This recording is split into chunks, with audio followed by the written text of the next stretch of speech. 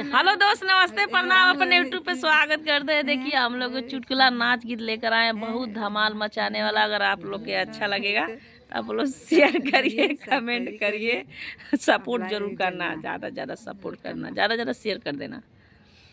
सोने की थाली में जवना परोसलो, सोने की थाली में जवना परोसलो, अरे जवना न जेवा आंगनवा घरवा कुरुसी, आंगनवा घरवा कुरुसी। समुआ हमरो हो गइला मालेटरी में भारती, बालमुआ हमरो हो गइला मालेटरी में भारती। लवंग इलाची के बिरवा जोरवलो, लवंग इलाची के बिरवा जोरवलो, अरे बिरवा न कूच आंगनवा घरवा कुरुसी, आंगनवा घरवा कुरुसी। सैया हमरो हो गइला मालेटरी में भारती, बालमुआ हमरो हो गइला मालेटरी में भारती।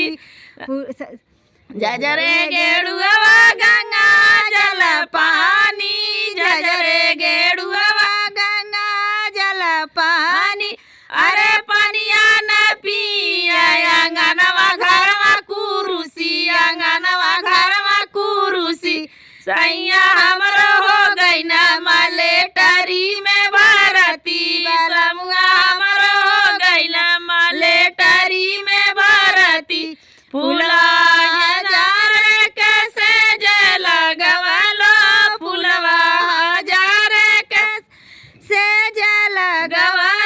अरे सजिया न सोवा आंगनवा घरवा कुरुसी, आंगनवा घरवा कुरुसी। सैया हमरो हो गइला मालेटरी में भारती, सैया हमरो हो गइला मालेटरी में भारती।